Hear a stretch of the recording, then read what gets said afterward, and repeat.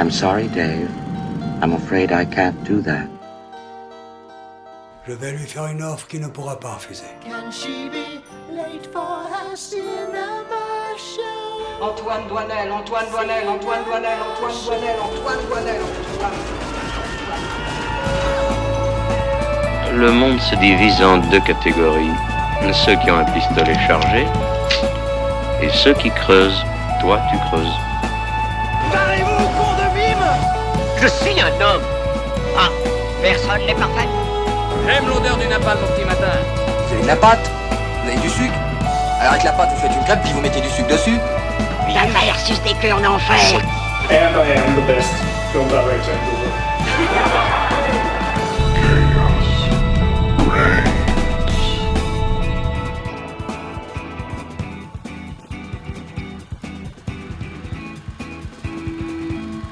Bonjour à tous et à toutes, vous êtes sur le 102.2 FM, il est 19h et c'est The Cinema Show, l'émission où on cherche désespérément la vérité. Oh, je bug, tu vois, c'est le début. On cherche désespérément la vérité. Alors oui, je sais, Simon a déjà fait une spéciale théorie du complot, mais le programme de la semaine, c'est littéralement 3 films sur des complots. Alors j'ai pas le choix, on va faire une partie 2. Je vais vous faire une émission où on va découvrir la vérité vraie sur le monde dans lequel on se trouve. Autour de la table, pour m'accompagner ce soir, Hugo. Hugo, est-ce que tu penses que c'est Yoko qui a tué John ? Moi je pense que c'est les yaourts Yoko qui ont séparé les Beatles. Ok. Quid de la marque de t-shirt ? Non, bah c'est Squeezie qui contrôle le monde de toute façon. Donc, Squeezie contrôle le monde, bah on se demande pourquoi. Maxime, donc toi, d'après ce que tu m'as dit, juste avant l'émission, tu penses que le 11 septembre c'est un coup des juifs, c'est ça ? Voilà, allez, il fallait évidemment que le truc le plus border soit pour moi. Non, évidemment, c'est un coup de on sait qui. On va pas prononcer leur nom. Ouais, c'est ça. Maora, tu crois au triangle des Bermudes ? Bien sûr, c'est évident, c'est partout, tout le temps. Tout le temps. Le triangle des Bermudes est partout ? Ouais, tout le temps. Et enfin, un petit nouveau, Théo. Et du coup, Théo, c'est quoi ta théorie du complot préférée ? Moi, par exemple, c'est celle qui dit que c'est Patrick Timsit qui a construit la pyramide de Gizeh avec son swag. Ouais. Bon, bah entre Patrick Timsit, Tu penses que c'est Patrick Timsit qui a fait le 11 septembre ? Non, moi, la Terre plate, c'est bien. Je m'en La Terre plate ? Ouais. Mais c'est pas un complot, ça ? Bon, c'est pas mal comme théorie du complot. Bah, tu regardes la ligne d'horizon, enfin, c'est oui, plat, ok. quoi. Ah oui, ok, d'accord, ok. À la régie, on a nos enquêteurs de l'extrême, Lucas et Yanis. Et ce soir, donc, notre équipe va parler de 3 films. Disclosure Day de Steven Spielberg, The Furious de Kenji Tanigaki et Le Vertige de Quentin Dupieux. Après nos débats, on aura notre carte blanche sur est-ce que les grands films naissent davantage de la productivité ou de la rareté de leur auteur. Puis notre lanceur d'alerte Maxime s'occupera du quiz. Alors on va commencer, mais je tiens quand même à dire bonjour à toutes les personnes qui sont derrière nous aujourd'hui. Voilà, on a Naomi, on a Kiev le Goat, on a Costa, on a Solène. Nous sommes très heureux que vous soyez tous là et que vous fassiez tous coucou. Avec Costa qui a un ordinateur sur lequel il est marqué Fais-moi l'amour, Lucas. Pas en direct. On est allés à Paris ensemble, on se demande ce qui s'est passé. On commence sans plus tarder avec ce que notre Coluche de TCS nous a concocté de plus près, les news de Hugo. Now, Buffalo's #1 news team. Good evening and welcome to Eyewitness News at 6. I'm Susan Ortega. And I'm Evan Baxter and here's what's making news. On ouvre ce mercato avec une bonne nouvelle pour les gens qui aiment regarder Linkin Park en écoutant des explosions. Ouais, juste, c'est l'inverse, je crois. Mais bon, c'est pas grave. Ah oui, pardon. Cette semaine, plusieurs rapports d'insiders ont révélé que Paramount préparait plusieurs projets dans l'univers de Transformers. Yes. Alors, on savait déjà depuis 2023 que le studio et Hasbro cherchaient à produire un crossover entre la saga de robots et G.I. Joe, comme annoncé à la fin du précédent film, et que Michael Bay préparait lui aussi son retour dans la saga, sans qu'on sache si cela concernait un poste de réalisateur. Ces 2 projets semblent toujours d'actualité. Visiblement, le crossover avec G.I. Joe devrait être d'ailleurs écrit par Derek Connolly, à qui on doit des super scénarios notamment. Alors, la trilogie Jurassic World, Kong Skull Island et une partie, mais on sait pas laquelle, de Star Wars 9. Bon, ça sent pas très bon. Apparemment, un autre projet qui concernerait cette fois-ci uniquement les Transformers serait aussi en préparation. Ce projet serait bien celui produit par Michael Bay, mais on ne sait toujours pas s'il prendra le poste de réalisateur. D'ailleurs, Spielberg est aussi à la production exécutive, comme c'est le cas depuis 2007 avec le premier opus. Au scénario de ce nouveau film, on devrait retrouver Jason Fuchs, scénariste très demandé à Hollywood, qui a notamment signé L'Âge de glace 4, le Peter Pan de 2015, Argyle, Minecraft et la série Ça, Bienvenue à Derry. Alors Lucas me fait un regard noir, donc je vais rien dire sur la série Ça, que de toute façon j'ai pas vu. Et sur Minecraft aussi. Mais le reste me fait dire que ça va pas être fameux. Pour l'anecdote, sachez aussi que c'est Jason Fuchs qui interprétait le scénariste imbu lui-même dans La La Land. Cette info est parfaitement inutile, mais au moins vous brillerez en soirée en la ressortant. On poursuit en restant dans le milieu des voitures. Yep, Sauf que cette fois on quitte les États-Unis pour l'Australie, c'est terre sauvage et ces types torse nu qui se peignent les dents au chrome, puisque George Miller semble préparer un nouveau Mad Max. 2 ans après le flop assez difficile de Furiosa, le préquel de Fury Road, le réalisateur de 81 ans semble vouloir tirer la référence de la saga qu'il a fait connaître, puisque ce film semble apparemment être le dernier, sauf si évidemment un studio véreux veut ressusciter la saga en y mettant des gens nettement moins talentueux, ça arrive. Bon, petite mauvaise nouvelle quand même, puisque Warner Bros qui distribue la saga depuis plus de 40 ans a déjà refusé le projet, mais heureusement Amazon, Universal et Sony sont déjà intéressés pour récupérer ce dernier film. Concernant sa place dans l'univers Mad Max, pour l'instant on ne sait pas si cet opus final sera le préquel The Wasteland que Miller avait annoncé en 2017 avant de l'annuler, ou une autre suite située après Fury Road. Gros flou aussi sur la présence de Tom Hardy dans le rôle de Max, pour autant qu'on sache si c'est le dernier film, même Mel Gibson pourrait revenir. A savoir aussi qu'une série télévisée située elle aussi dans l'univers Mad Max ferait partie du deal, sans qu'on ait aucune info sur ce qu'elle raconte. Alors est-ce que ces projets vous tentent ? Mad Max tous les jours. Oui. Mad Max tous les jours, bien sûr. Oui, c'est clair. C'est George Miller qui a réussi à nous pondre peut-être l'un des meilleurs road movies de ces 15 dernières années. Tous les meilleurs films d'action, mais oui, j'aurais pas dit road movie pour Mad Max Fury Road. Oui, ils vont nulle part. Film d'action, en tout cas, ça c'est clair et net. Donc, George Miller, je lui fais entièrement confiance là-dessus, il n'y a pas de souci. Par contre, t'avais dit c'était qui allait reprendre si c'est pas Warner, c'est Sony ou Universal ou Amazon. Ouais, je sais pas trop quoi penser des trois, s'il y en a un qui est peut-être un meilleur que les autres. Vu qu'il y a une série télé, moi je vois plus Sony ou Amazon qui ont des grosses structures télé pour encaisser une série un peu grosse. Ouais. Mais après, globalement, c'est juste des distributeurs, donc c'est pas non plus le plus important. Tout ce qu'on leur demande, c'est de mettre le pognon. Mais pour la vanne, j'aimerais bien que ce soit Universal et que Warner se fasse couiller 2 fois une de leurs licences par Universal après avoir perdu Nolan. Par contre, faut voir si ça marche parce que du coup, Furiosa, ça avait pas si bien marché que ça. Ouais, donc mais il y avait pas Max. Il y avait pas Max, c'était difficile à vendre aussi. Là, s'il y a vraiment Max, ça peut fonctionner. Et puis Fury Road avait pas fait des scores de fou non plus au box-office. C'était plus un succès d'estime qu'autre chose. Oui. Et puis tu disais, ce qu'on attend des majors, c'est ok qu'ils mettent de l'argent, mais aussi qu'ils influencent pas trop l'artistique, on va dire. Quand même. Ça, Warner le faisait plutôt bien avec Miller, normalement. C'est vrai. C'est clair. Et pour Transformers, Michael Bay, du coup, on sait pas s'il est toujours...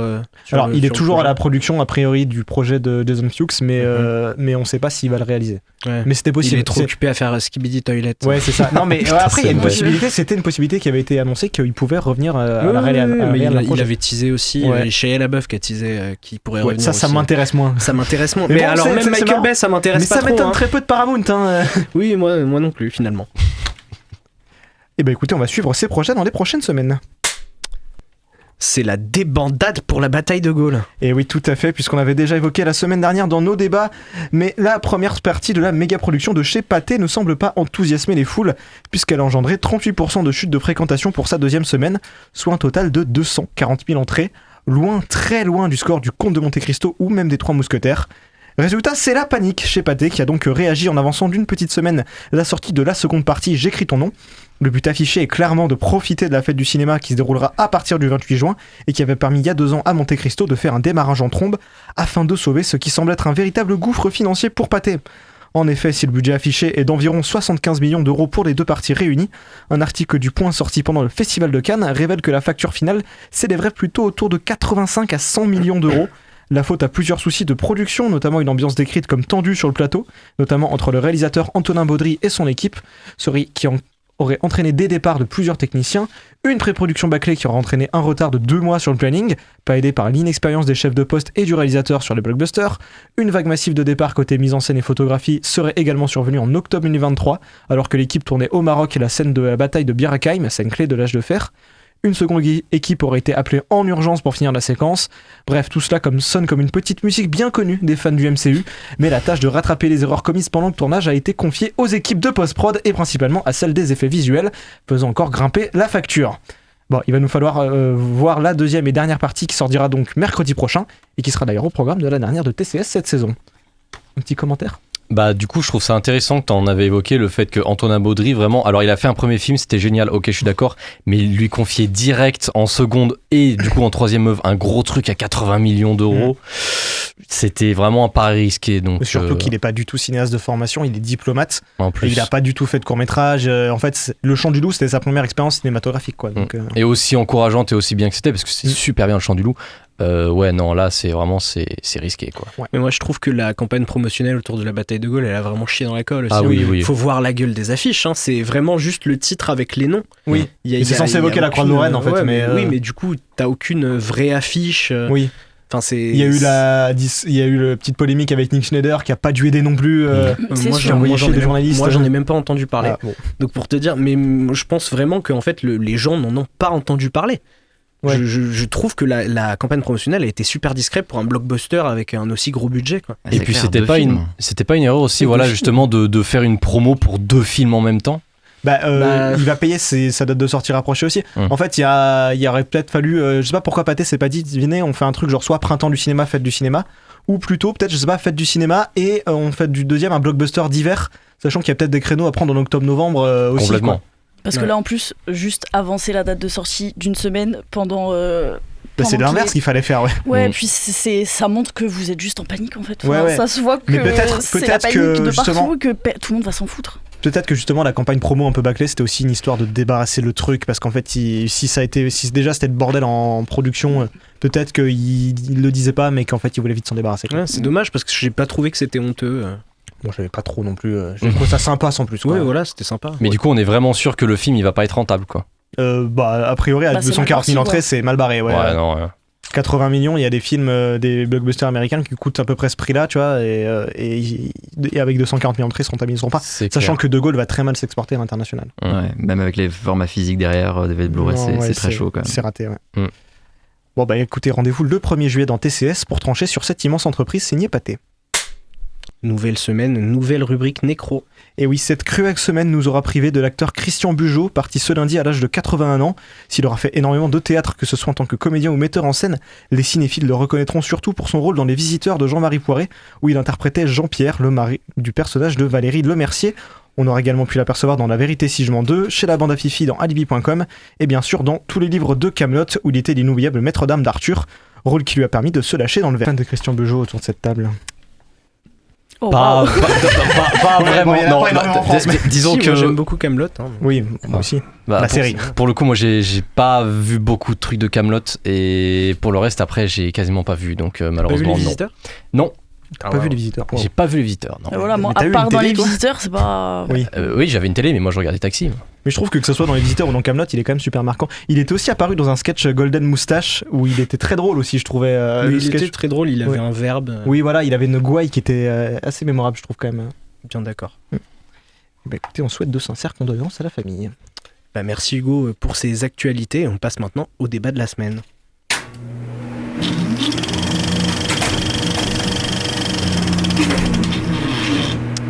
Comme chaque mercredi, 3 films sont au programme de nos débats ce soir. Donc, extraterrestres, réalité simulée et trafic d'êtres humains. Non, c'était pas un résumé d'un meeting de Trump, c'est bien un autre programme. Et on commence dès maintenant avec le nouveau, de ce qui est assez unanimement considéré comme un des plus grands cinéastes du monde, Disclosure Day de Steven Spielberg. If you found out we weren't alone, if someone showed you, proved it to you, would that frighten you? Good morning, Kansas City. Let's take a look at today. Let's today is today's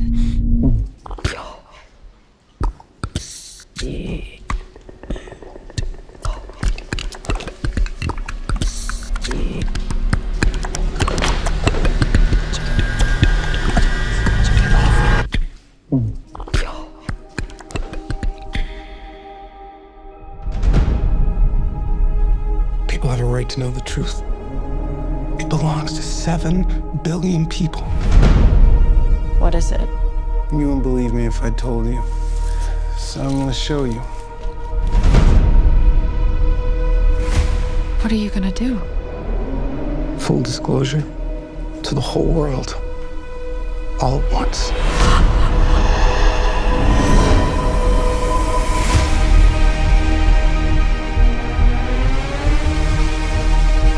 People keep wondering. Encountering the unknown. They're coming! They're coming! They are starved for the truth. Do you think there could be others?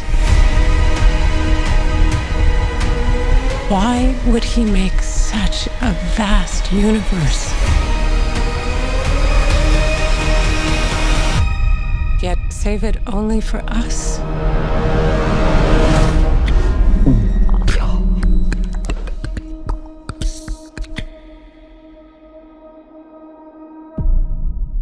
Si tu découvrais que nous ne sommes pas seuls, si on te le montrait, te le prouvait, est-ce que ça te ferait peur ? Les gens ont le droit à la vérité, elle appartient à 7 milliards de personnes. Chaque seconde nous rapproche de l'inévitable. Disclosure Day, c'est le synopsis mystérieux du nouveau film de Steven Spielberg avec au casting Josh O'Connor, Emily Blunt, Colin Firth, Eve Hewson, Colman Domingo, Wyatt Russell, Henry Lloyd Hughes, Elizabeth Marvel, Etienne Park, Tommy Martinez, Lance Archer, qui est un catcheur qui est à l'AEW, donc il fallait que je le dise. Ah, je sais où il est du coup. Maora, qu'est-ce que tu as pensé de alors Disclosure moi, Day ? vraiment, j'ai adoré de A à Z. J'étais à fond dans le film. Ça m'a fait trop kiffer. En plus, c'était ma première séance, il me semble, de toute ma vie en IMAX. Donc vraiment, j'étais ravie que ce soit celui-là. J'ai trouvé le casting trop fort. Emily Blunt dans ce rôle. Incroyable, ça change en plus, donc c'est trop bien, même pour elle, ça a dû être super kiffant de chercher un acting si différent d'habitude. Et j'ai trouvé que les animations, enfin les effets spéciaux n'étaient pas si tellement bien faits, mais... je suis pas d'accord, je trouve qu'il y a une raison pour laquelle oui, ça alors ça je suis d'accord, parce que je l'ai défendu, mais quand même, ça aurait pu être un peu mieux. Mais j'ai trouvé ça hyper touchant, j'ai trouvé ça très profond. J'avoue avoir lâché ma larme. Je ne pensais vraiment pas face à ce film, mais vraiment j'ai trouvé ça trop bien pensé. Tout était hyper bien ficelé. J'ai trouvé ça très très doux, étonnamment. Carrément, ouais. Parce que je pensais que ça allait être très violent, très abrupt et tout. Et en fait, vraiment, c'était une petite mélodie tout du long. C'était trop bien. Et ouais, j'ai trop... Même la réflexion sur la religion, j'ai trouvé super intéressante. Non, vraiment, c'était un très très très bon film pour moi. Ouais, mais c'est un film très humaniste en fait, avec une morale sur l'empathie. Ça m'a vraiment touché au plus profond de mon âme. Maxime, vu que t'es un effroyable être humain, qu'est-ce que tu penses de ce film ? Ça ne m'a pas touché du tout. Je vais en prendre à mon grade toute l'émission, je te déteste. Alors moi je vais être un petit peu plus réservé sur le film. Néanmoins, je lui loue quand même énormément de qualité. Je suis d'accord, le message humaniste à la fin est superbe. Mais par contre, pas qu'à la fin le message humaniste. Mais pas qu'à la fin, ouais. Mais je trouve que, au fait, j'ai pas forcément vu beaucoup de films de Spielberg, mais il y a quelque chose que j'adore chez Spielberg et où j'ai mis vraiment 2 heures pendant le film à attendre de retrouver ce que j'aime et de les avoir que pendant 20 minutes et que les 20 dernières minutes à la fin c'est coupé de manière abrupte. Donc j'étais un petit peu j'étais pas sur ma faim, mais j'étais un petit peu en demi-teinte vis-à-vis de ce que je regardais. Par contre je loue quand même beaucoup de qualité. La première, c'est la mise en scène que je trouve absolument dingue, notamment certaines scènes d'action. Je trouve que la scène, notamment même toute la séquence de manière générale, où ils sont dans la ferme isolée, je la trouve tellement dingue, notamment quand il y a la patrouille qui arrive pour pouvoir le retrouver. Tu veux parler des voitures ? Oui. Il y avait des voitures, c'était super. En même temps, là, il y a des voitures. C'est le running gag de l'émission. Pardon, mais il y a une voiture qui défonce une maison. Et même dans Taxi, ils font pas ça. Si, ils font ça, c'est vrai. Ils font ça dans Taxi. Oui, mais c'est mieux chez Spielberg que chez Taxi. Oui, non, mais chez Spielberg, il fait ça avec une Dodge. Taxi, ils font ça avec un 4x4. Et c'est mieux. Non, mais franchement, déjà, je trouve effectivement que la mise en scène est juste dingue. L'acting, oui, je trouve bon. Mis à part peut-être, j'ai du mal vraiment à discerner si Colman Domingo est bon dans le film ou pas. Pas nécessairement parce qu'il joue mal, mais parce que j'ai souvent l'impression qu'on lui coltine un peu les mêmes styles de rôle, surtout en ce moment où il apparaît beaucoup. On le voit un peu tous les 2-3 mois à l'affiche. Mais oui, il est charismatique. Et ça, il joue toujours un gars charismatique. Oui, après, toujours. C'est pas éloigné de ton style de rôle aussi qui est d'être très charismatique. Quel suceur. Arrête, on va s'embrasser. Mais non, franchement, sincèrement, je lui loue beaucoup de qualité, mais vraiment j'ai eu ce truc de me dire, Spielberg, j'ai dû t'attendre 2 heures avant de te trouver, et l'attente m'a perdu un petit peu, même si pourtant j'arrivais quand même à garder le fil, parce que c'est vrai que l'histoire pour le coup est très, très, elle t'emporte facilement, t'es facilement impacté dedans, et tu t'arrives à t'identifier au moins à un personnage à chaque fois, parce que pour le coup ils sont très bien construits aussi, ça c'est clair. Mais je suis pas d'accord, je trouve que Spielberg, dès la séquence d'intro, c'est pile du Spielberg. Alors après, pour le coup, c'est peut-être parce que c'est ce que je disais, j'ai pas vu beaucoup de Spielberg, j'en ai vu que quelques-uns. Ouais. Et moi j'adore Donc, me faire péter la gueule dès le début d'ailleurs. Ouais, bien sûr.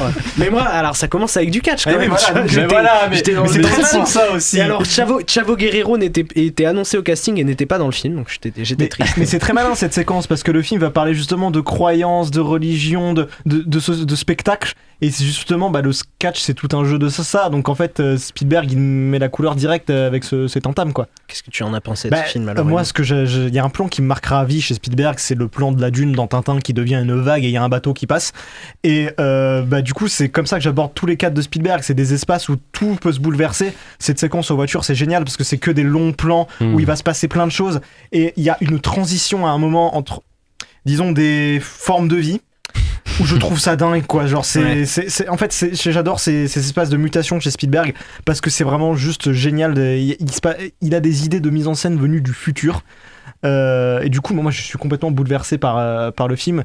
Je trouve le final d'une justesse, il y a cette séquence très très juste qui parle un petit peu de ce rapport aux images, à la post-vérité qu'on a aujourd'hui, où en fait on te montre des extraits dans un journal télévisé et il y a une présentatrice qui essaye de les commenter avant de finalement lâcher l'affaire et dire mais en fait je peux pas parce que genre les images elles disent déjà tout ce qu'il y a à dire, il n'y a pas besoin de commenter quoi.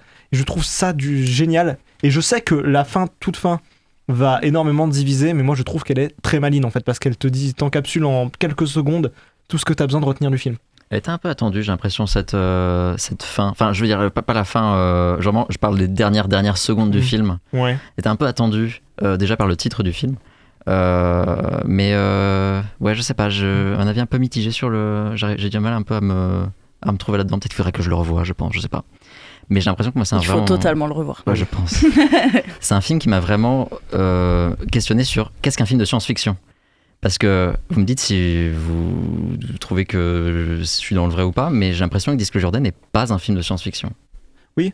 Oui, parce qu'on nous ment. Non, mais exactement, c'est la théorie du complot. C'est ça. Non, mais en fait, j'ai l'impression que généralement, j'aime beaucoup la science-fiction parce que ça mélange deux trucs que j'aime beaucoup, la science et la fiction. Mais le problème dans ce film, c'est que, sans spoiler, attention, il présente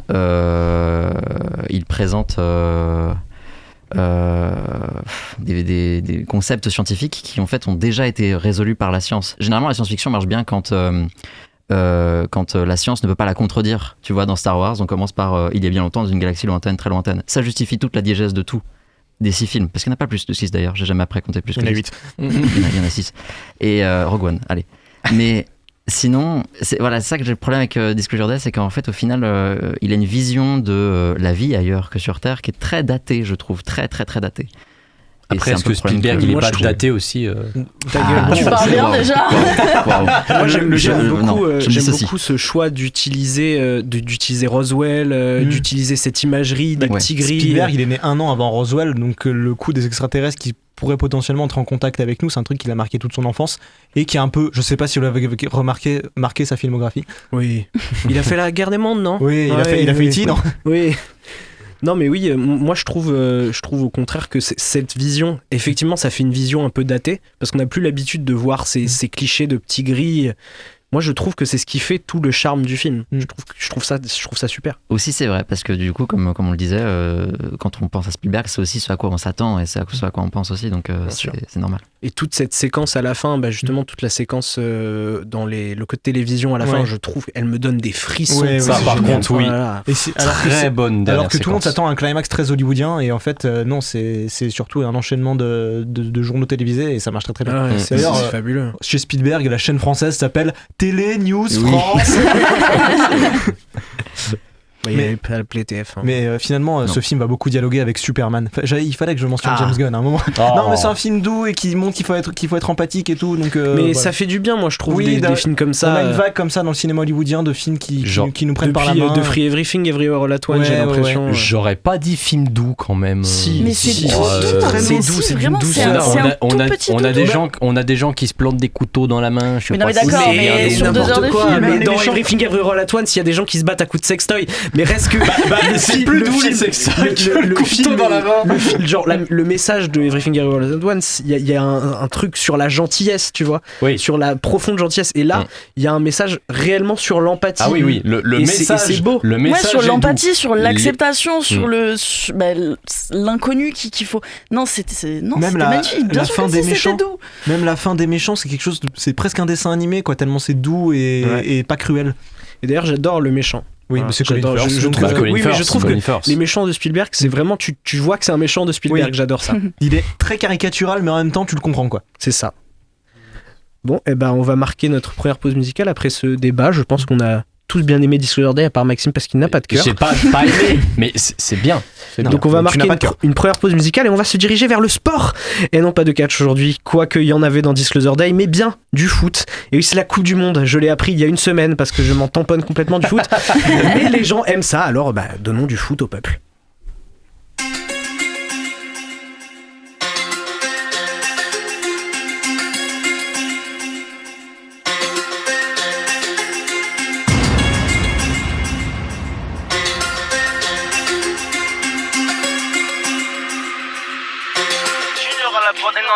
C'est pas une vraie soirée si ça finit pas en bagarre.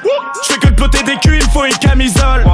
Séduis les femmes de tous les taulards. Je suis dans le fond du club avec les cougars, danse le Madison, nique les Yamakasi. Je suis un jacasse, moi un vrai casse.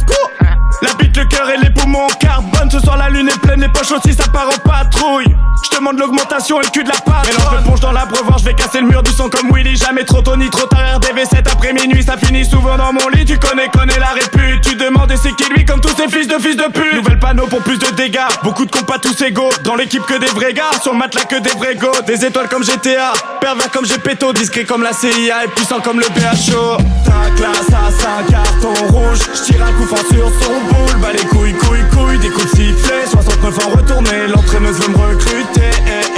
Ta classe à 5 cartons rouges. J'tire un coup franc sur son boule. Bah les couilles, des coups de sifflet. 69 ans retourné, l'entraîneuse veut me recruter. J'suis dopé, en compé, sourire léger pour t'attirer, affamé, équipé, faites pleuvoir les billets. Rico roule un gros bonnet d'âne, il faut le chalumeau pour l'allumer. Des panenkas comme le Zidane, quelques grosses paires pour la tétée. J'pose pas mes couilles sur la table, j'aurais bien trop peur de la rayer. Dangereux quand j'pète un cap patate de forain dans la mêlée. TMT, c'est bail de CC pour la pile et la carte est vitale. J'renous, c'est pas éclairé avec les crapules et les vandales. Moustache, j'suis un peu bronzé, les cheveux plaqués comme un rital. Nique les qualifications, chaussées crampons que pour la finale. Wow, elle a la couleur Marocco, les cheveux frisés. Elle a ce genre de bas du dos qui me fait vriller. Les femmes, j'en parle au pluriel, séducteur comme Patrick Bruel. Billet rangé dans le caleçon pour donner l'odeur à mon oseille. J'appelle un pote, j'ai que 2 mains et dans la pièce y'a 4 culs. Dans 10 ans j'irige le monde d'après mes calculs. Ta classe à 5 cartons rouges. J'tire un coup franc sur son boule. Bah les couilles, des coups de sifflet. 69 ans retourné, l'entraîneuse veut me recruter. Ta classe à 5 cartons rouges. J'tire un coup franc sur son boule. Bah les couilles, des coups de sifflet. 69 ans retourné, l'entraîneuse veut me recruter. Ta classe à 5 cartons rouges. J'tire un coup franc sur son boule. Bah les couilles, des coups de sifflet. 69 ans retourné, l'entraîneuse veut me recruter. Ta classe à 5 cartons rouges. J'tire un coup franc sur son boule. Bah les couilles, des coups de sifflet. 69 ans retourné, l'entraîneuse veut me recruter.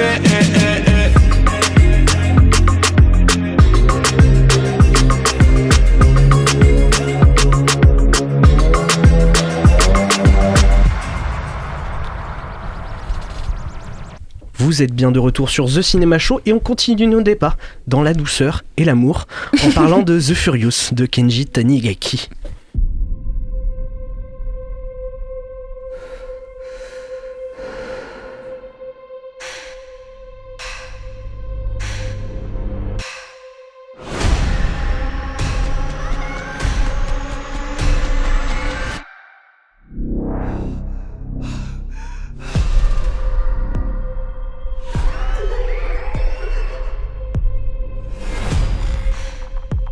You're looking for someone.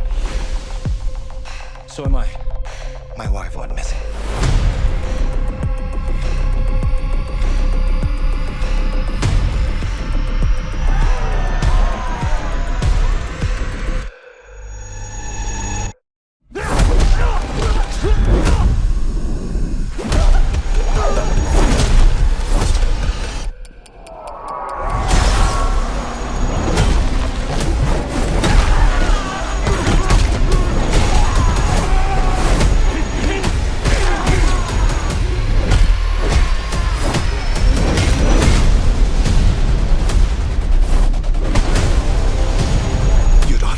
She might still be alive.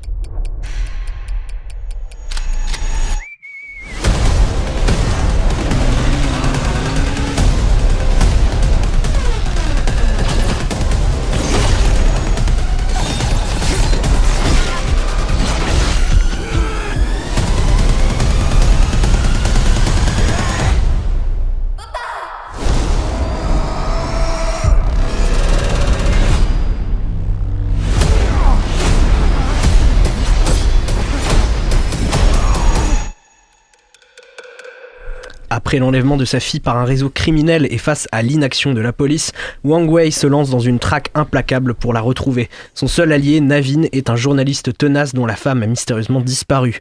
Unis par un même désir de vengeance, ces deux hommes que tout oppose affrontent les ravisseurs dans un face-à-face explosif mêlant arts martiaux et justice sans merci. On adore la bagarre. Au casting, Di Miao, Joe Taslim, Yang Genyu, Brian Lee, Joe Iwanaga, Yayan Ruyan, Jija Yanin et Saya Jacques Buntanakit. Attention, c'est très dur à dire. Théo, qu'est-ce que tu as pensé de The Furious ? Eh bien, c'est la preuve qu'on peut faire un bon film avec un scénario plutôt simple en vrai. Il y avait un scénario ? Il se battait juste pas, genre. Moi je pensais juste que c'était une bagarre de rue. je sais pas, moi-même je sais pas. Mais en tout cas, je suis allé voir le film sans rien connaître. C'est un truc que je fais souvent en vrai, j'aime bien ne rien savoir du film, même l'affiche ou quoi, juste le titre et je vais le voir et je sais même pas ce que je vais voir. On peut pas conseiller cette démarche à tout le monde vis-à-vis de ce film, je pense, vous serez d'accord avec moi. C'est quand même. C'est un risque à prendre. Ouais. Vous saviez quand même. Ça dépend ce qu'on veut voir. Hein. Oui, bon, ouais, ça dépend, ouais. Non, mais alors c'est un thriller d'action sanguinaire, vraiment sanguinaire, j'insiste. J'étais d'ailleurs surpris qu'il soit qu'interdit au moins de 12 ans. Je sais pas comment c'est. Ça va. Peut-être une carte Moi, blanche je le trouve pas si. Ouais, par rapport à Mortal Kombat qui est sorti il y a un mois. Ouais, je le trouve pas si hardcore que ça. Puis, alors, moi, j'ai pas vu, mais peut-être que Lucas peut comparer. On est d'accord qu'il y a Terrifier qui est bien au-dessus. Oui, mais là, tu compares avec vraiment, tu vas chercher le plus loin possible. Bombe atomique contre bébé qui touche. Vraiment. Non, mais oui, je trouve pas que la violence soit si excessive que ça, surtout dans un film d'action. Je trouve même que les John Wick sont un peu plus. Oui, les John Wick sont plus. Non, c'est vrai, c'est vrai. Après, John Wick, c'est une saga où tu sais à peu près ce que tu vas voir. Bien sûr. Mais en tout cas, la mise en scène et la scénographie de combat est folle, vraiment. La direction photo aussi, d'ailleurs, j'ai remarqué. Alors, je me suis dit, il y a peut-être quelques longueurs d'ailleurs parfois dans les combats. Bon, vous serez pas d'accord avec moi. Des longueurs dans les combats, mais c'est précisément le but. Voilà, en fait. vous serez pas d'accord avec moi. Il fallait des combats plus longs. Parce que les mecs se prennent des trucs dans des murs. C'est un truc de fou. Les mecs se prennent des trucs de dingue pendant 1h30. Ils sont increvables. D'ailleurs, c'est ok. On est d'accord que c'est pas moi qui ai mal compris le film. Il y a bien un gars parmi ces deux protagonistes qui n'est qu'un simple journaliste. N'a aucune formation au combat et qui se prend des trucs et qui encaisse d'ailleurs. Et c'est ok. Mais Mediapart, c'est un monde violent. Waouh. Tu connais le ta gueule c'est magique? Bah là c'est pareil, c'est ta gueule c'est violent. C'est exactement ta gueule. Je trouve qu'il y a plein de films comme ça où c'est juste des films de bagarre et où des personnages juste. C'est quoi? C'est knock-off avec Jean-Claude Van Damme. Oui, Jean-Claude Van Damme est un vendeur de jeans. Oui.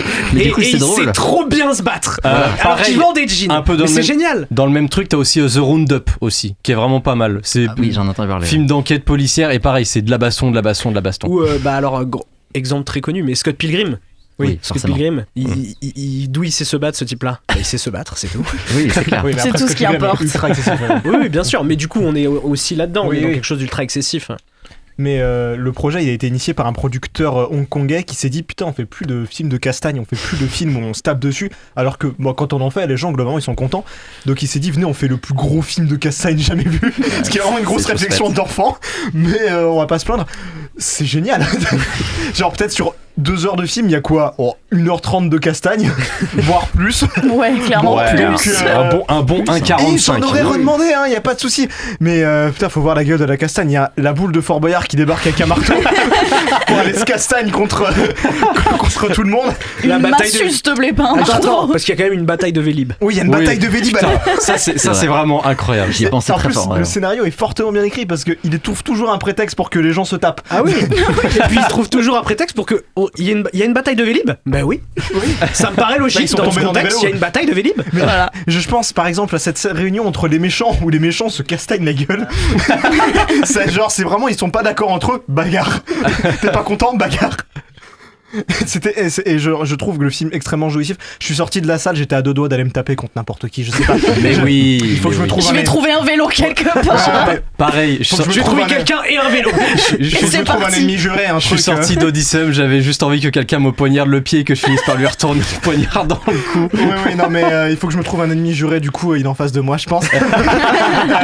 Non, c'était trop bien. Allez-y si vous aimez la bonne baston. Voilà, on n'est pas sur des trucs. On n'est pas sur Mortal Kombat. Non, ta gueule. Je vais clasher sur Mortal Kombat. Mais il y a Jota Slim aussi, et Jota Slim il est sous-exploité dans Mortal Kombat. Oui, Jota Slim est sous-exploité dans Mortal Kombat. Mais voilà, c'est des vrais bastons, c'est pas Karl Urban qui fait semblant de se battre. Allez voir ça plutôt que Mortal Kombat. C'est vrai qu'ils font vraiment pas semblant de se battre. Non, pas du tout. C'était très bien dans Mortal Kombat. Vas-y Maxime, qu'est-ce que tu as pensé de Bah écoutez, moi je suis un singe, j'adore les voitures, j'adore les trucs qui se tapent dessus. Alors à votre avis, est-ce qu'un film de 1h45 avec des gens qui se tapent dessus, c'est drôle? Et des gens qui courent après des camions. Bah bien sûr, les gens courent après sacrément vite. Ils courent sacrément vite. En tongs. Et sans être essoufflé. Non mais ça c'est un truc de malade. Puis pareil, t'as toute la scène. Bon, j'ai l'impression qu'en disant plein de trucs on va spoiler, mais au fait on spoil même pas parce qu'en fait c'est que de la bagarre. C'est que de la baston, donc en fait on spoil pas. Il n'y a pas de spoil. Je suis désolé, la scène avec les gars qui sont congelés, avec les blocs de glace, où vraiment ils explosent les corps à même les blocs de glace. Mais c'est pour ça que ça me fait penser de fou à un Street Fighter ou un Mortal Kombat. Mais oui. Les persos sont tellement hauts en couleur qu'ils sortent d'un jeu d'action des années 80 en fait. Ouais, même les stages, c'est pareil. Et ils arrivent même à inclure des moments d'humour, genre justement le gars qui a un peu la boule de Fort Boyard qui apprend qu'il a adopté pendant le combat. Ça n'a juste aucun sens. Qu'est-ce que c'est débile. Mais qu'est-ce que c'est bien. Non mais putain. puis lui c'est vraiment le plus résistant. Il se prend des trucs de mais lui, malade, il se relève 2 dans heures la après en mode tête. j'arrive, je vais continuer de me battre, ok? Mais super. Vraiment en plus c'est trop bien parce qu'il explore à fond en plus dans son décor, dans tout le matériel qu'il a mis à disposition. Dans la bande-annonce on le voit, ils utilisent les échelles, les bureaux, enfin ils utilisent vraiment de tout. Tout ce qui passe sous la main. Tout ce qui passe sous la main vraiment sert d'arme. C'est ce truc à la John Wick de se dire un stylo. D'accord. mais à la John Wick il y a quand même vachement plus d'armes à feu. Là oui, où John vraiment, Wick. là où ça se retient un peu. Mais là, c'est vraiment, on trouve ce qu'on a sous la main. Tout ce qu'on a sous la main passe à la manière des Quand j'ai vu le film, au début, je me suis dit, putain, John Wick, il fait tout ça pour un kleps. Alors imaginez si lui, on lui kidnappe sa fille, ce qu'il fait lui. Il fait brûler le monde. Mais d'ailleurs, tu parles de sa fille, mais genre je trouve que le film a un sujet grave évidemment qui est le trafic d'enfants, et il a pas peur d'être violent avec les enfants parce que quand je vois une gamine prendre un pied-bouche, je suis surpris quand même. Avec le bon bruitage qui va bien d'ailleurs. Oui, le bruitage est parfait. Mais c'est ça qui est bien, c'est que le film, il ose faire du mal aux enfants et ça fait du bien. Alors. Mais pour les sauver, attention. Oui, voilà. Mais il tabasse les enfants. Bah moi, comme vous avez dit, la scène là avec les bureaux où ils sautent, ils sont en dessous des tables. Ça, c'était juste une chorégraphie pure et dure. C'était magnifique. C'est du ballet. C'était incroyable. Il prend l'échelle, le gars monte sur l'échelle. Vraiment, je te jure, j'étais devant le CD, j'étais en mode, mais c'est incroyable. Dès que je me disais, ça commence à être un peu long, il y avait encore une scène de combat, j'étais en mode, c'est pas du tout long, j'adore continuer. La musique, oh là là, la musique. C'est soit de la techno, soit du métal. C'était incroyable. La scène dans la boîte de nuit. Parce qu'on parle que des combats depuis tout à l'heure. L'histoire en soi, comme t'as dit, c'est un sujet grave et ça fonctionne hyper bien en fait. Parce que toi, en tant que spectatrice, t'as que envie de voir de la violence du coup. T'es juste en mode, mais allez tous les défoncer. D'ailleurs, c'est pas grave. Pétition pour qu'on envoie ces 2 mecs pour enquêter sur les dossiers Epstein. Pitié, dans 2 jours c'est réglé. Mais tellement. Envoyez-les là-bas. C'est un film qui a peu de scénario et qui arrive quand même à parler de trafic d'êtres humains, de corruption. Enfin, c'est pas mal. Alors il y a peu de scénario, mais s'il y avait un scénario pour les scènes de baston, putain, il serait non mais c'est parfait. Non, c'est bien chorégraphié, c'est bien écrit. C'est trop bien, c'est trop bien. Puis tu sens que derrière Lionsgate, ils savent ce qu'ils font derrière parce que c'est les gars qui étaient derrière aussi les John Wick. Alors ils ont juste acheté les droits du film aux États-Unis. Lionsgate, le film a été produit à Hong Kong. Enfin, il est internationalisé parce qu'il est aussi tourné en anglais et tout. Et il a reçu du pognon américain, mais Lionsgate est plus là pour dire on le met en salle, mais on s'est pas trop occupé de ce que ça que ça cause. Mais vraiment, juste pour la baston des Vélib, allez voir le film. Et une palette incassable. Oui. La palette aussi. La palette est incassable. Mais tout est incroyable. La scène de moto dans le couloir, putain. Mais tout, en fait, c'est trop bien. Ce film est extraordinaire. Avec la gamine sur le dos. Oui, alors d'ailleurs, la gamine se bat. Hein. Si jamais vous avez envie de voir des bastons d'enfants, il y a ça. Mais c'est ce que on en revient à ce que je disais. Les gamins se battent et se font battre et c'est génial. Super, on va terminer le débat sur Furious là-dessus. Et on va terminer nos débats avec le nouveau film de l'ultra prolifique Quentin Dupieux, Le Vertige. Non. Bruno. Oui. Quoi ? Ça va te paraître complètement farfelu au premier abord, mais il faut que tu me fasses confiance. Ok. J'ai la certitude absolue que le monde dans lequel nous vivons n'est pas réel. Ok, t'as pris des champignons ? Tout est bidon, il n'y a rien de réel. Ça, c'est réel ou pas ? Non. Bah si, ça vaut 8000 balles, c'est forcément réel quand même. J'ai vu une boulangère qui avait 8 doigts à chaque main. On est dans un monde fabriqué et il y a des bugs qui traînent, voilà. Franchement, je vais être honnête, hein. Ça me chie la tête, ton truc, là. Oh là! Ah merde! Oh là là, ça y est, je perds les os. T'es sûr? Bah, tu vois bien. Ah, c'est une fille en plus! Attends, ça y est, on est parents, là? Là, t'as rien vu de bizarre? Bah, c'est pas bizarre, elle a accouché, quoi, c'est la nature. Tu captes pas le concept de simulation, je vois bien. Non, mais si, bien sûr que si, que je capte, ça va, oh, c'est bon, hein, tout est réel, je suis pas débile. Non, rien n'est réel. Je te le dis, tu vas être une maman exceptionnelle, j'en suis certain. Tu commences hyper bien. C'est vrai? 100%. Jacques se rend chez son ami Bruno pour lui annoncer une nouvelle importante. L'humanité tout entière vit dans une simulation. Il s'appelle pas Jackie? Si, il s'appelle Jackie. Ok. Alain Chabat dans le rôle de Jackie, justement. Jonathan Cohen dans le rôle de Bruno Moulin. Anaïs de Moustier qui joue Fabienne et Claude, sa fille. Et enfin Jean-Marie Winling qui joue Christophe Bourgeois. Maxime, qu'est-ce que tu as pensé de ce nouveau film de Quentin Dupieux ? Déjà, je pense que je suis en terre inconnue, vu que, à mon avis, je vais être le seul à vraiment défendre le film. En même temps, je suis un fan de Dupieux, je suis un fan inconsolable et j'achèterais n'importe quoi et je dirais du bien de n'importe quoi, peu importe ce qu'il fait. Alors oui. Tu t'es tellement fait endoctriner. Ouais. T'es dans une secte, bon, Maxime. allez, voilà. On va t'envoyer un très triste. Le film, alors je suis d'accord, c'est pas son meilleur. C'est loin de là. Ouais, ok, bon voilà. C'est pas non plus son pire parce que déjà j'ai tendance à préférer ça que l'accident de piano. L'accident de piano, j'étais vraiment resté en demi-teinte devant. Alors que là, le Vertige, je trouve que bah déjà on va pas se mentir, hein, ça fait tout le film, mais bah les graphismes en polygone quoi.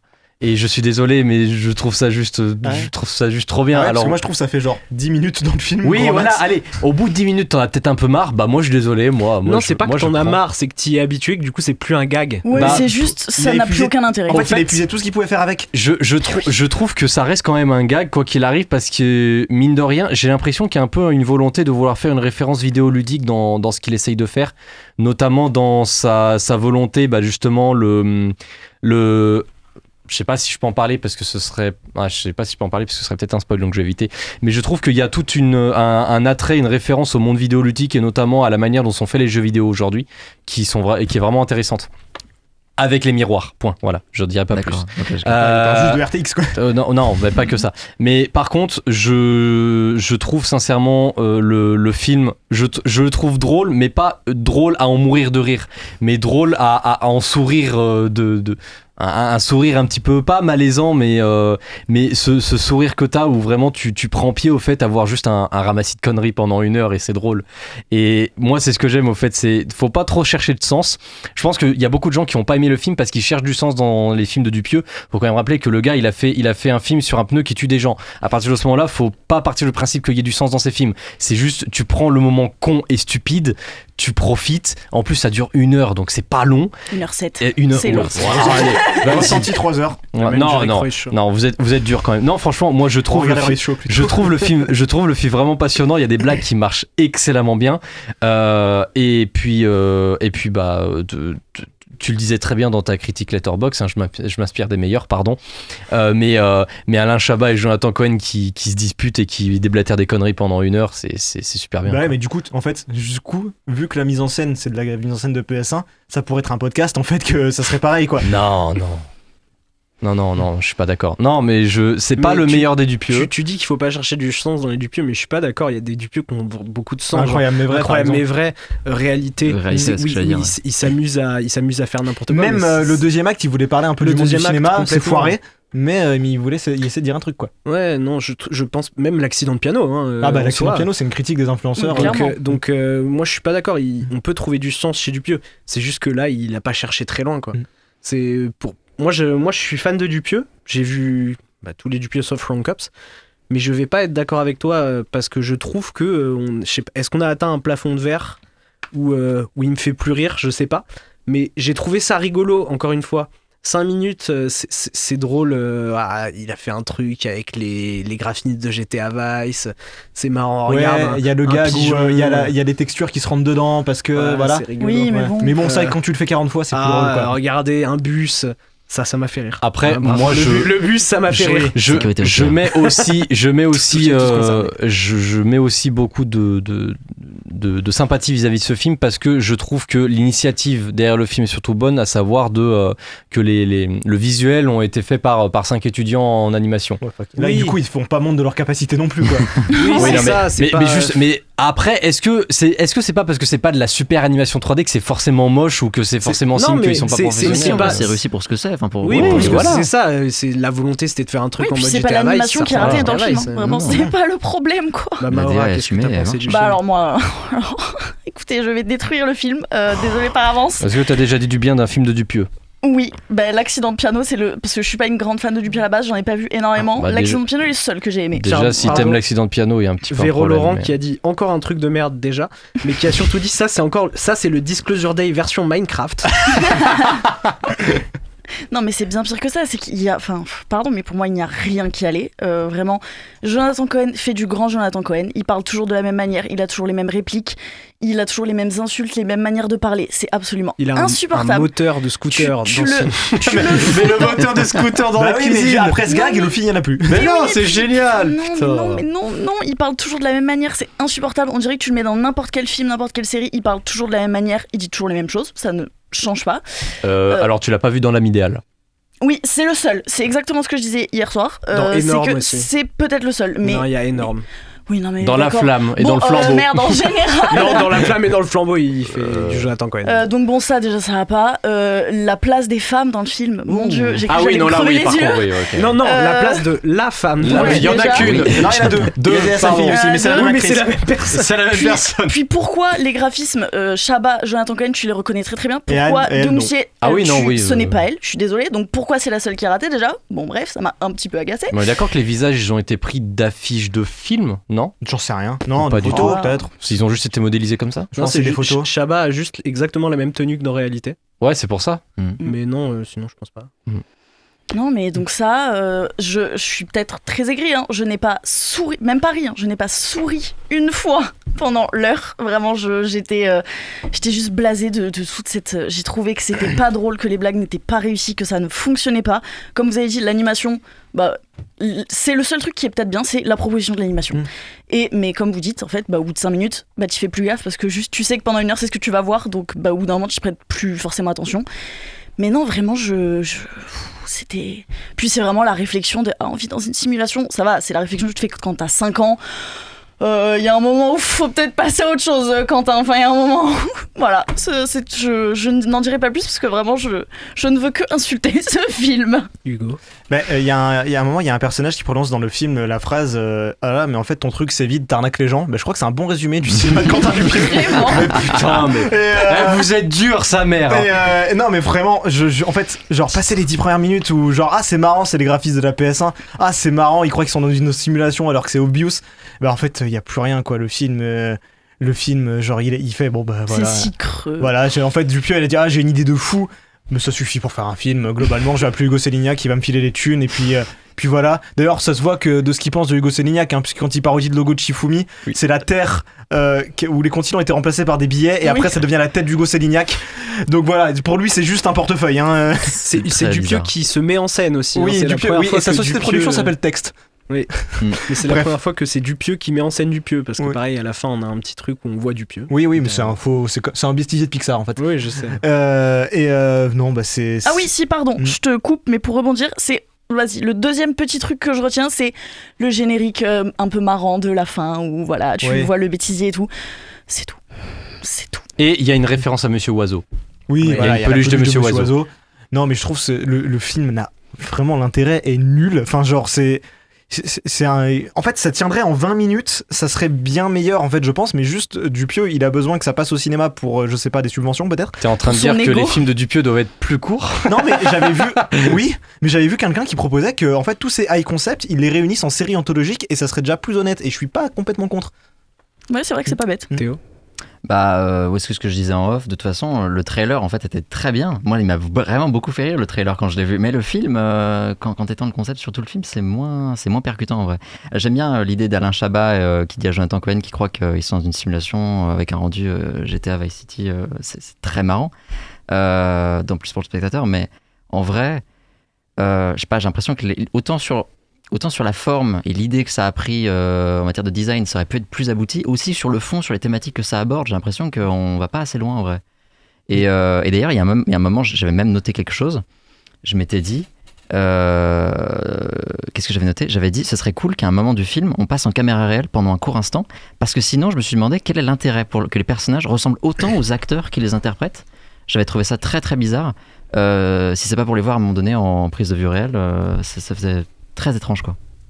Qu'est-ce qui se passe? Vas-y, Naomi, détruis le film. Non, en fait, je voulais surtout dire, si oui, évidemment, j'ai envie de le détruire, que je trouve ça extrêmement malhonnête de sa part et assez, vexant pour quelqu'un qui est en philosophie de voir un réalisateur qui se saisit de concepts en philo qui sont extrêmement importants, qui est donc la réalité, et d'en faire rien du tout en fait, une daube, et d'arriver au niveau zéro de la réflexion, tout ça pour en plus nous servir, je vais réappuyer ce que tu disais Maura, en fait un film qui est assez misogyne, parce qu'on remarquera que dans ce film les femmes elles pensent à quoi? À l'argent et à la maternité, mais en plus elles savent pas faire, et en plus elles font chier leur mari au téléphone, elles font chier leur mari au téléphone, et c'est les hommes qui pensent. On est quand même sur une non mais puis rien que pardon mais bon, c'est un spoil peut-être, j'en sais rien. Mais les deux fois où les femmes parlent, c'est tu pourrais dire bonjour quand même, mais juste ouais, et puis juste la mimique de vous parlez d'argent là, vous parlez d'argent. Bah, je sais pas, ça passe bizarre quand c'est le seul personnage féminin, c'est vraiment étrange. Et en fait, on dirait une espèce de vision un peu grecque antique de ce que c'est censé être la réflexion et la philosophie. Mais je déteste les gens en fait de manière générale. Oui, je déteste les gens et je trouve ça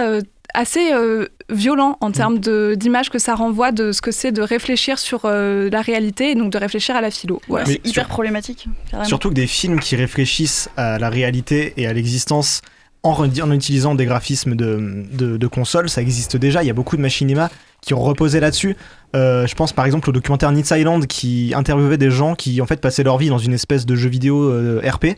Et qui essaie de faire dialoguer leur vie réelle avec leur vie virtuelle. Et voilà, et si vous le trouvez, n'hésitez pas à jeter un œil, c'est un très bon documentaire. Je suis très d'accord avec ce que disait Naomi, mais je voulais juste rebondir aussi sur un truc. Au-delà de la vision des femmes, j'ai l'impression qu'il y a peu d'enfants dans la filmo de Dupieux, et le peu d'enfants que je vois, notamment ici et dans un autre film d'ailleurs, j'ai oublié le nom, de cet autre film de Dupieux où il était question d'un enfant.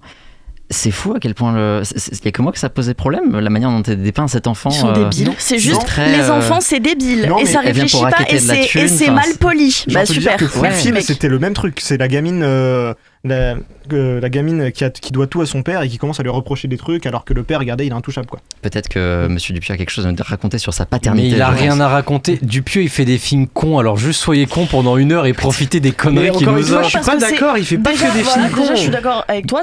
C'est pas nécessairement vrai parce que en soi, il y a un propos quand même dans pas mal de ces films. Encore une fois, j'en ai pas vu beaucoup. Tant, Dieu merci. Mais voilà. Mais juste là, il a pas voulu chercher plus loin, c'est tout. Juste, c'est vrai, ça fait shitpost de Dupieux en fait. Juste, j'ai voulu faire un truc drôle. Vous savez pourquoi le film est moins bien ? Parce qu'il n'y a pas de plan de rail de travelling. Voilà pourquoi. C'est juste attends, on va en parler de ça. Les salles de cinéma, c'est tout. On va en parler de ça. Bon, écoutez, on a fini les débats de la semaine. Je vous propose de passer au top.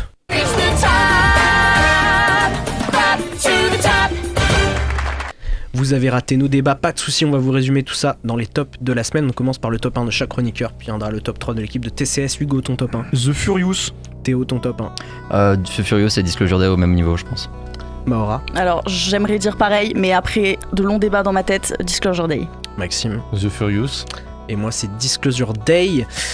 En troisième, on retrouve Le Vertige de Quentin Dupieux. En deuxième, on a The Furious. Et en premier, Disclosure Day de Steven Spielberg. Est-ce que vous avez vu d'autres films cette semaine ? Non.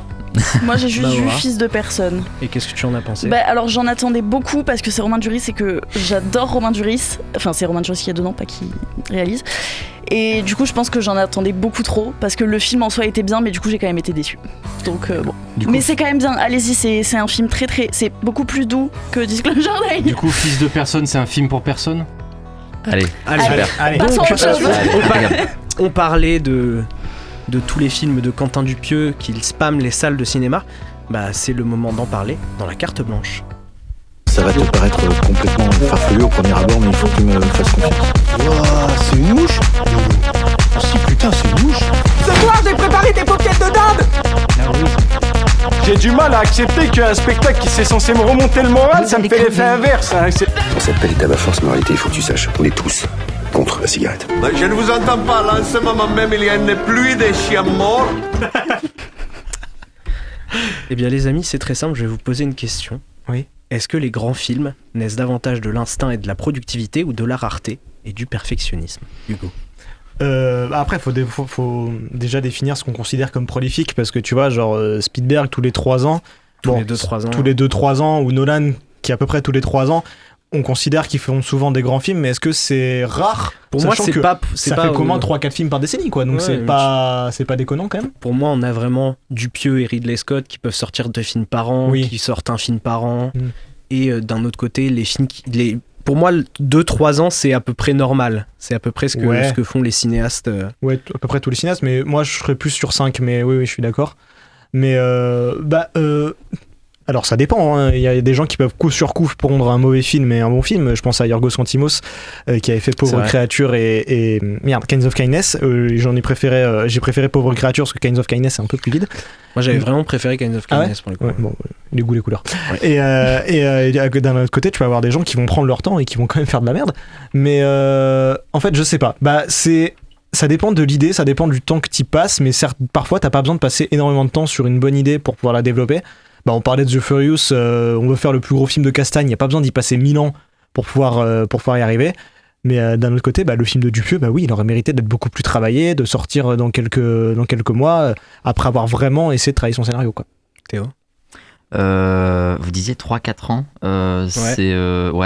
pour moi ça me paraît très très short en vrai. 3-4 ans pour faire un film par film, ça me paraît en vrai je pense qu'au-delà de la durée de production d'une œuvre ou quoi, c'est surtout le temps qui a été consacré en amont à sa réflexion, à son écriture, à sa préparation. La préparation ça peut compter comme du temps de prod, mais j'ai l'impression que c'est pas tant équivoque, parce que t'as toujours des contre-exemples. Par exemple, le dernier film de Francis Ford. Voilà. Oh, oui. Oui. Lui, le mec, il a eu du temps pour faire son film. Il a eu 40 ans. Voilà. Je pense qu'on sera d'accord pour dire que. C'est une merde. 40 ans, on aurait pu faire moins quand même. Mais oui, on aura aussi la question avec le nouveau film de Brad Bird en fin d'année, Reagan, qu'il a essayé de faire pendant des années, voir ce que ça va donner, autant de temps d'aboutissement. Après Megalopolis, ça avait aussi le problème que Coppola était tout seul pour le faire, et donc du coup il a fait ce qu'il a voulu et personne ne lui a dit attention, là c'est pas bien. Maxime ? Moi je vais ressortir l'exemple qui avait fait parler un petit peu à l'époque. C'était le petit affrontement qu'il y avait eu entre Scorsese et Ridley Scott, à savoir que Ridley Scott avait dit à Scorsese tu fais quasiment jamais des films, t'en sors pas souvent, moi j'en sors 1 à 2 par an, je suis trop fort, etc. Et Scorsese qui lui avait répondu mais moi au moins ils sont nommés aux Oscars. Gladiator 2 était nommé aux Oscars. Gladiator 2 était aux Oscars. Après, est-ce que c'était un bon film ? Non. Pas vraiment. Pour le coup, moi, je dirais, alors la réponse est très débile, mais je dirais que surtout, ça dépend déjà de ce qu'on considère comme un grand film, tu vois. Genre par exemple, je considère que le deuxième acte de Dupieux est un grand film, parce que personne dans la salle ne sera d'accord avec moi. Pour autant, je pense effectivement que ça dépend surtout du cinéaste et du talent qu'il y a derrière. Tu vois, genre par exemple, je pense qu'on va être d'accord tous les deux, Lucas, Dupontel, il fait un film tous les 3-4 ans. Ouais. Il est légendaire. Ouais. Dans chacun de ses films. Bien sûr. Voilà. Mais tu vois, Bah, voilà. moi je trouve que 3-4 ans, effectivement, c'est à peu près ce que font la plupart des cinéastes actuellement. Je pense à Inarritu, vraiment Spielberg.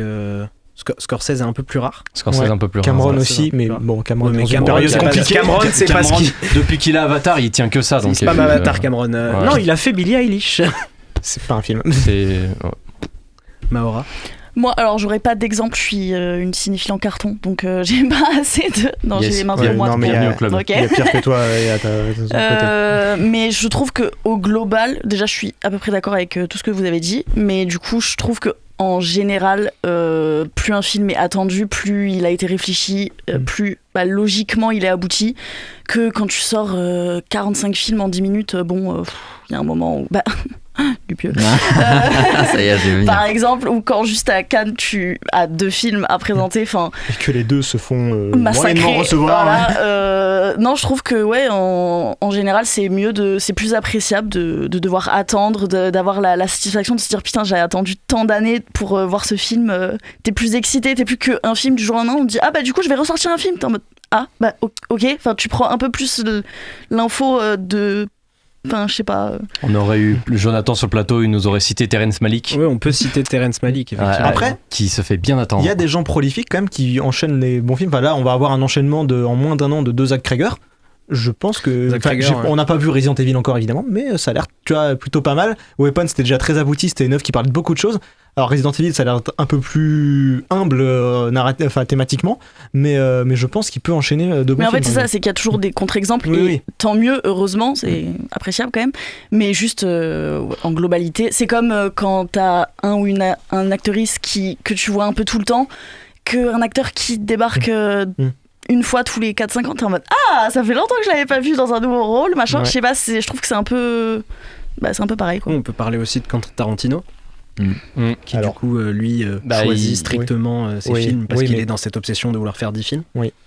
Dupontel aussi d'ailleurs, il y a pas longtemps. Dupontel a dit je veux faire 10 films et j'arrête aussi. Ah d'accord. Ouais, et du coup là... Plagiat je sais pas après, mais du coup actuellement je crois Il faut brûler maman qui sort en octobre, c'est son 9e si j'ai pas de bêtises. D'accord. Alors après, Tarantino, le truc c'est qu'il a aussi une période très fast dans les années 90, début 2000. C'est juste que ça s'est ralenti parce qu'il se rend compte qu'il approche de la fin et donc il veut savourer chaque instant avant de partir sur une bonne note. Et donc du coup, c'est vrai je pense qu'il y a plus ce paramètre à prendre en compte. Je sais pas si c'est une histoire qu'il bloque. Moi je me demande s'il se retient pas de les faire aussi. Par exemple, tu vois, le prochain Fincher, le film sur Cliff Booth. Ça aurait complètement. Parce que du coup, il a bloqué Fincher de faire Social Network 2. Et du coup, c'est Aaron Sorkin qui s'en occupe. Voilà. Finalement. Dans le chat sur Twitch, il y a justement Véro Laurent qui attendait à ce qu'on parle de Malik et Simon aussi qui est dans le chat. Voilà. Bonjour Simon. Bonjour Simon, bisous patron. Voilà. Bisous patron. Je t'enverrai un chèque. Mais c'est vrai que la simple existence des 48 heures, par exemple, des 48 heures film festival, il y a la durée que tu peux avoir pour réfléchir à une idée, la mettre en scène, etc. Ça peut avoir un impact là-dessus. J'ai l'impression qu'en fait, la contrainte, quelle qu'elle soit, peut avoir un impact sur ta créativité, un impact positif comme négatif, ça dépend des gens. Après, la deadline, c'est toujours un truc qui te force à te motiver parce que si tu mets pas de deadline, tu n'avances pas. Enfin, c'est le cas pour la plupart des gens. Après, les 48 heures aussi, c'est un autre monde aussi parce que c'est des films qui doivent volontairement être très courts. Tu dois pas les développer en long métrage, mais oui, c'est aussi un truc qui peut être travailler dans l'urgence, ça peut être très intéressant. Est-ce que vous avez quelque chose à rajouter ? Non. Pas nécessairement. Non. Eh bien, on va passer au quiz de Maxime. Oh non. The game is on.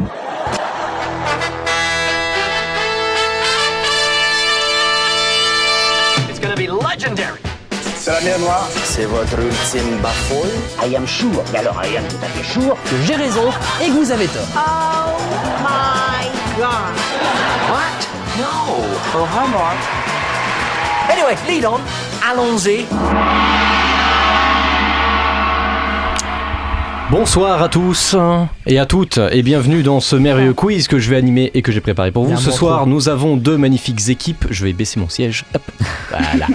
Nous avons 2 magnifiques équipes. Nous avons Maora et Lucas avec Maora en chef d'équipe. Nous avons Théo et Hugo avec Théo en chef d'équipe. Allez.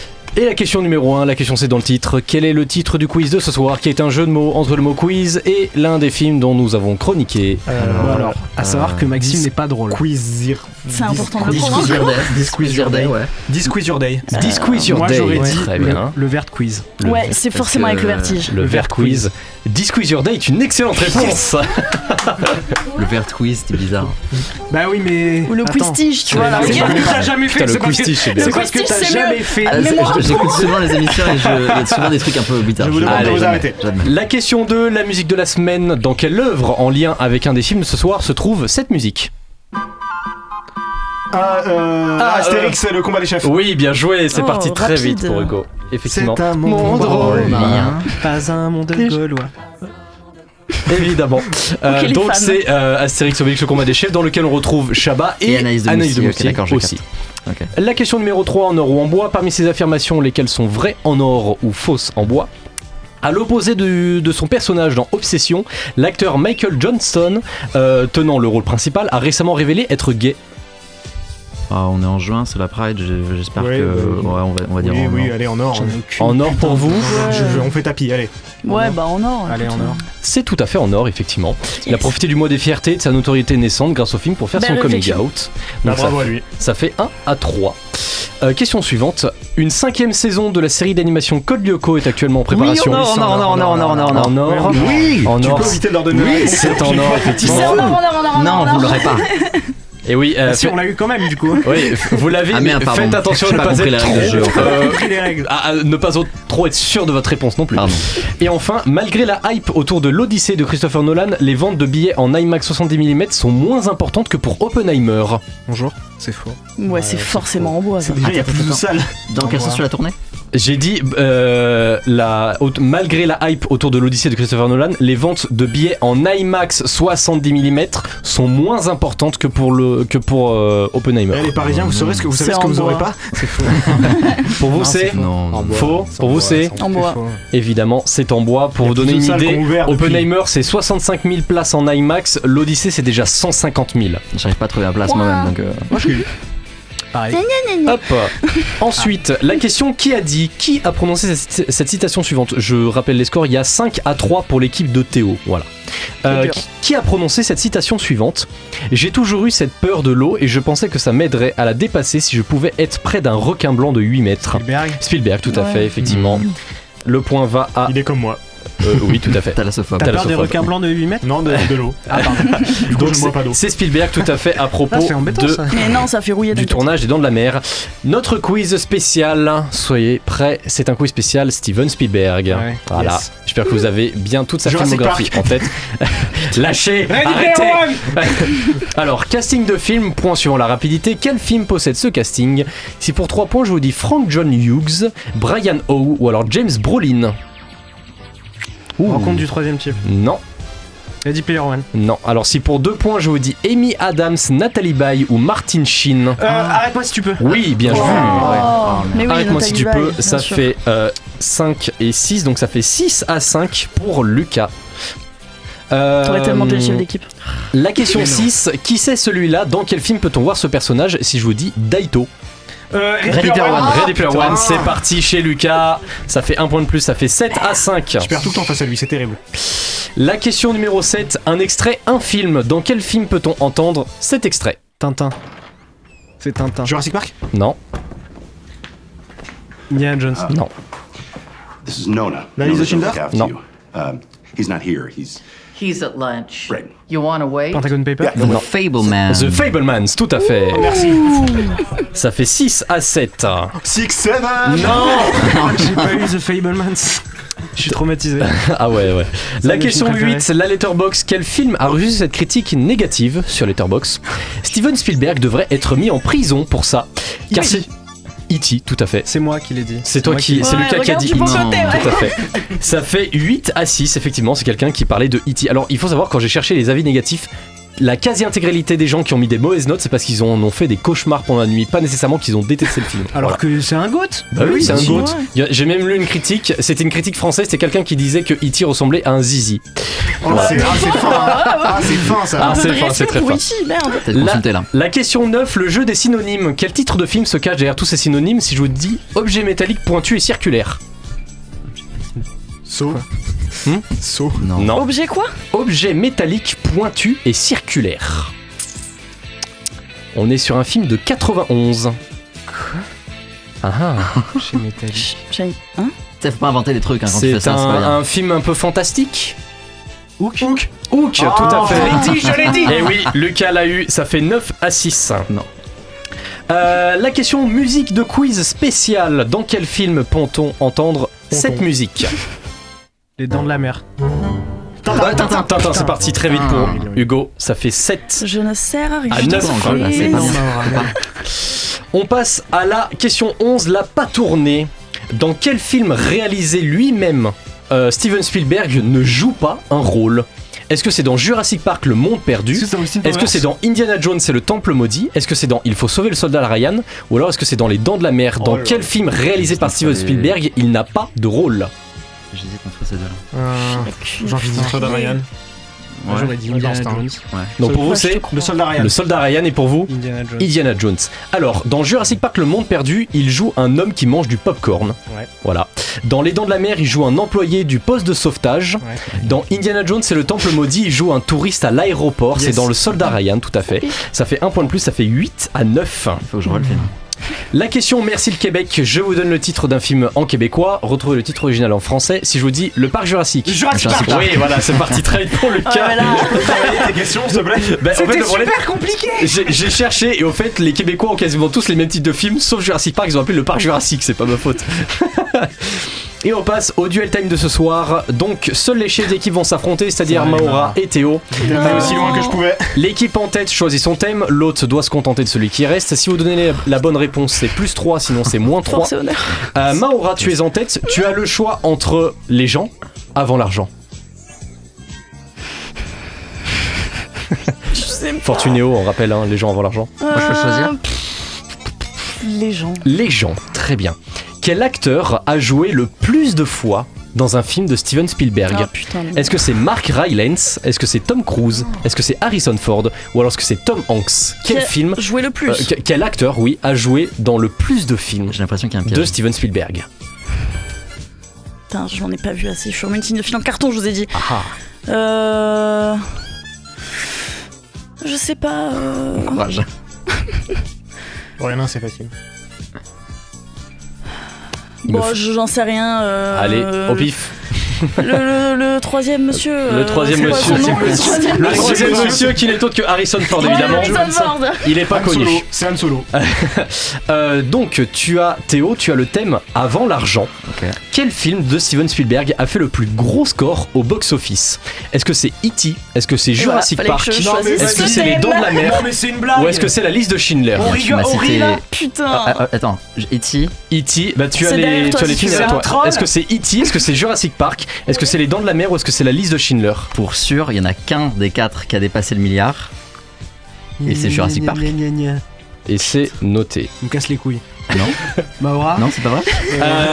Rébellion. On va passer, Rébellion, voilà. on va passer et ben justement à vous, Théo et Hugo. Alors, celui qui a fait le moins de films, au box-office, Schindler. au box-office, c'est la liste de Schindler. Il a fait 321 Content. millions. Les Dents de la Mer a fait 471 millions.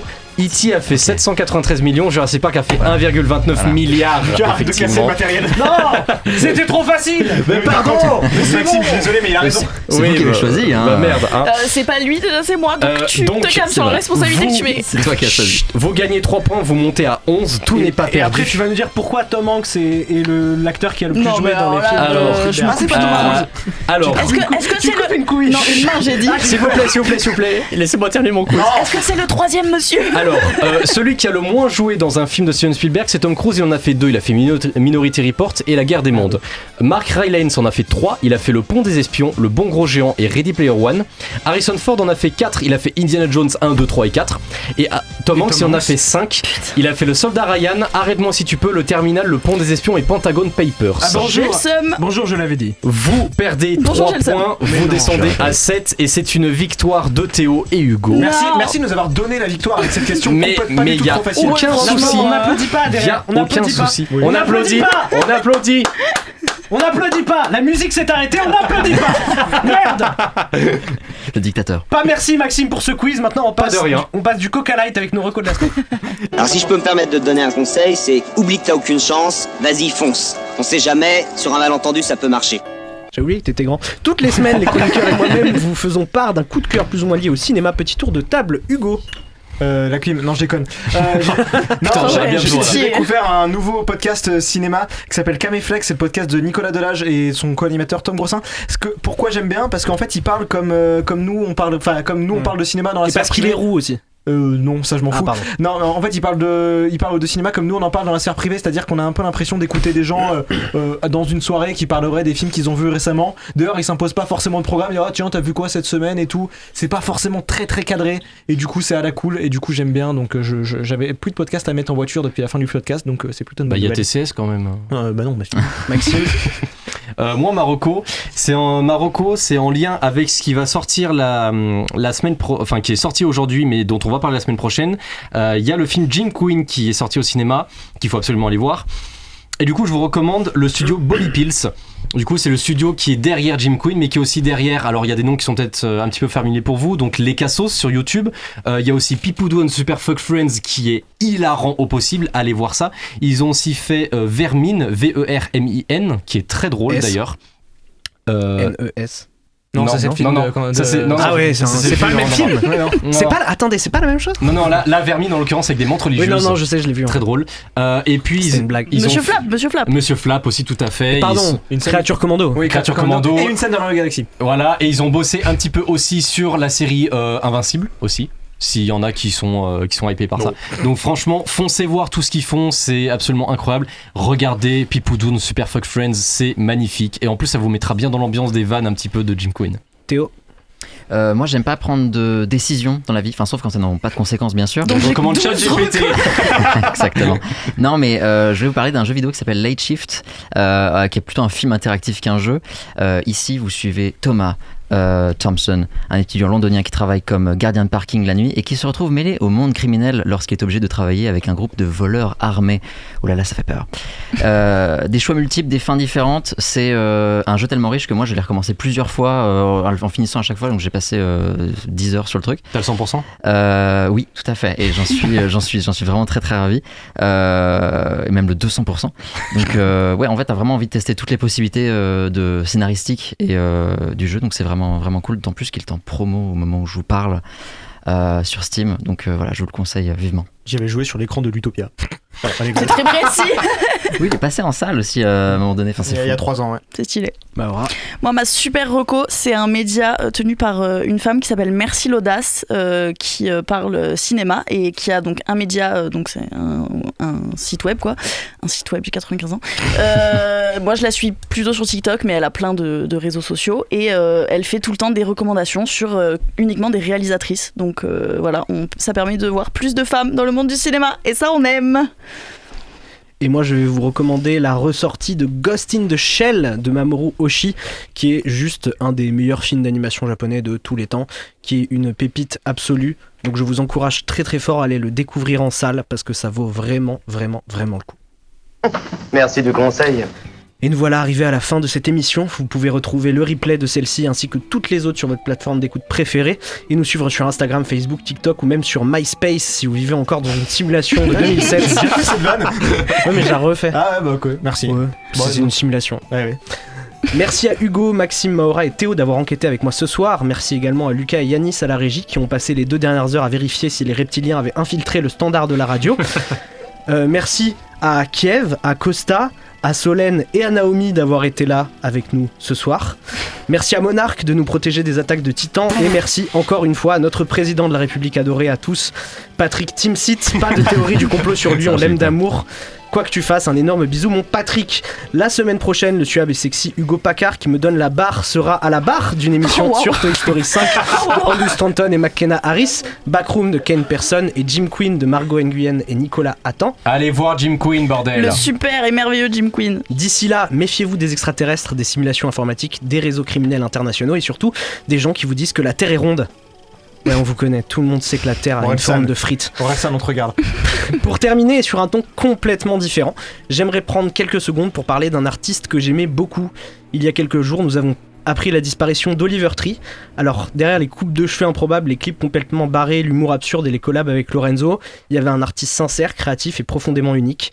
C'était le genre d'artiste qu'on ne pouvait confondre avec personne d'autre. Je l'écoute souvent quand j'écris les émissions et ça m'attriste énormément qu'un talent aussi jeune ait pu disparaître aussitôt. Alors ce soir, on va lui rendre un petit hommage en terminant avec l'un de ses plus grands succès, qui nous permettra aussi de lui dire à quel point il nous manque. Prenez soin de vous, dites aux gens que vous aimez, que vous les aimez, profitez des choses qui vous passionnent tant qu'elles sont là, allez au cinéma, bisous et miss you, je vous aime putain.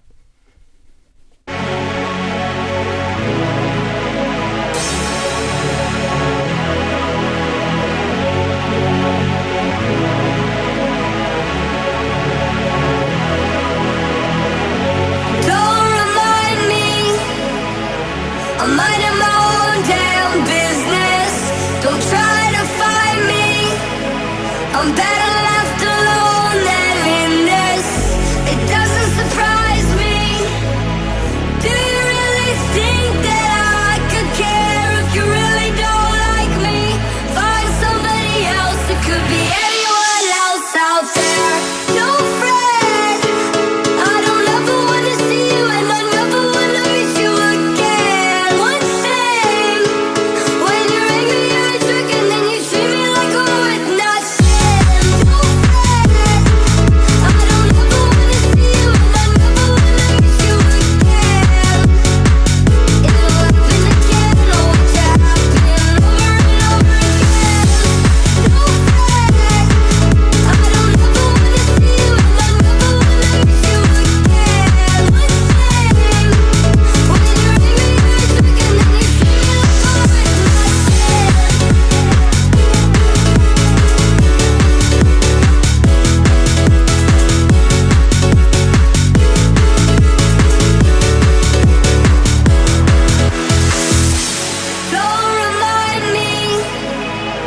I'm minding my own damn business.